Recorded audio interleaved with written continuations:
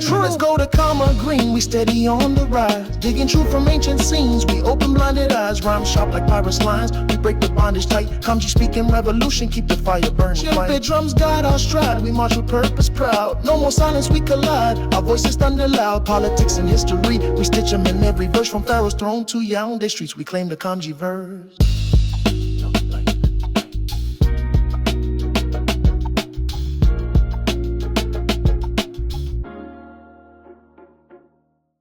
Osheduk Jackson's recent accusations against Burkina Faso and its leader, Ibrahim Traoré, whom he labeled a scammer exploiting black Americans, represent a dangerous and familiar propaganda tactic. This narrative is not an isolated critique, but part of a long-standing Western strategy to destabilize sovereign African nations. The pattern is clear.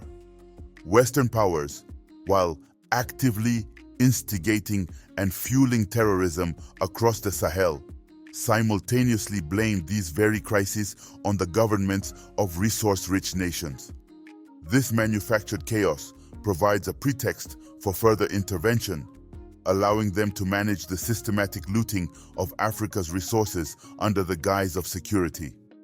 In contrast, leaders like President Traoré are actively fighting to end this very exploitation and reclaim national sovereignty.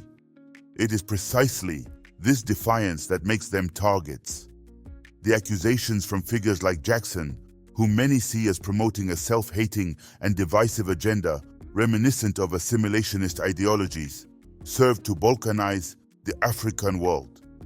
By weaponizing ethnic and diasporic divisions, these grifters perform a modern-day tap dance for their patrons, seeking to divide and conquer black people globally.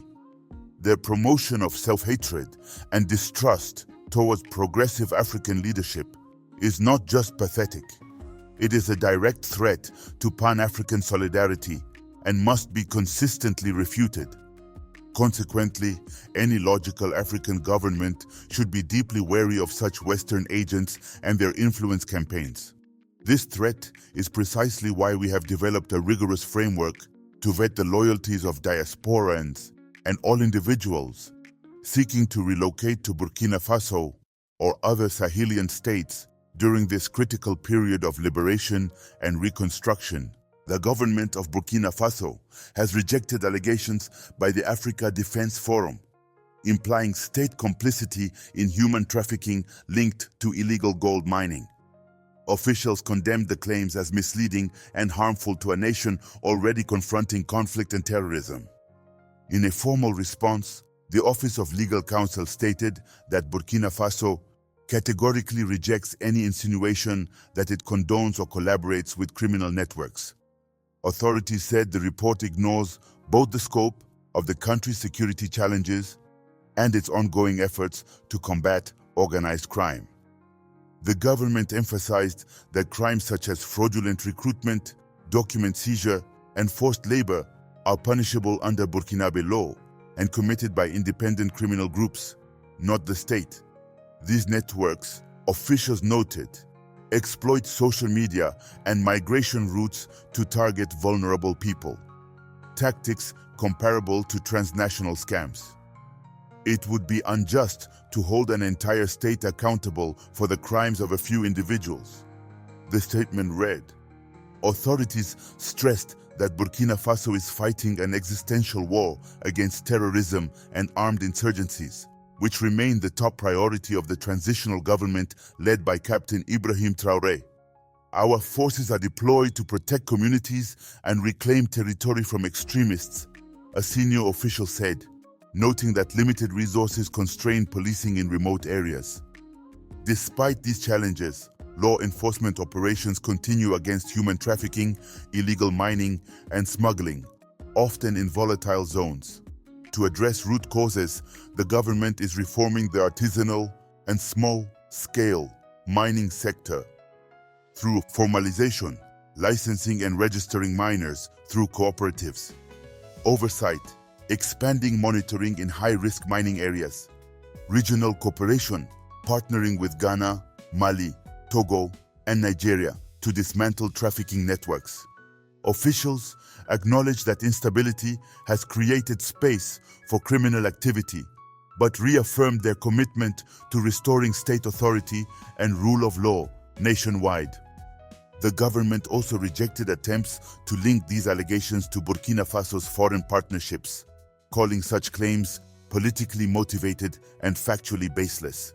It maintained that international relations are guided by national sovereignty and the pursuit of security and development.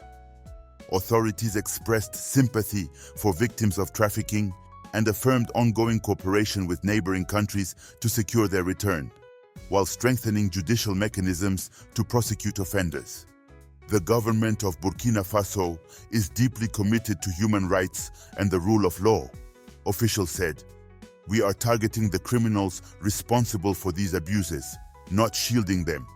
They urged international partners to consider the broader security and humanitarian context before drawing conclusions. This government is fighting on multiple fronts against terrorism, economic hardship, and criminal exploitation.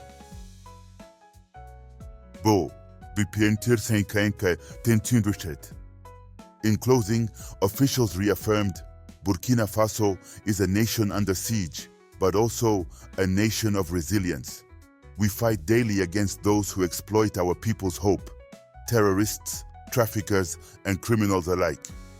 Our struggle is not to conceal these crimes, but to end them. Let's go to Karma Green, we steady on the rise. Digging truth from ancient scenes, we open blinded eyes. Rhyme sharp like pirates' lines, we break the bondage tight. Kamji speaking revolution, keep the fire burning. Chill drums guide our stride, we march with purpose proud. No more silence, we collide, our voices thunder loud. Politics and history, we stitch them in every verse. From Pharaoh's throne to Yaoundé streets, we claim the Kamji verse.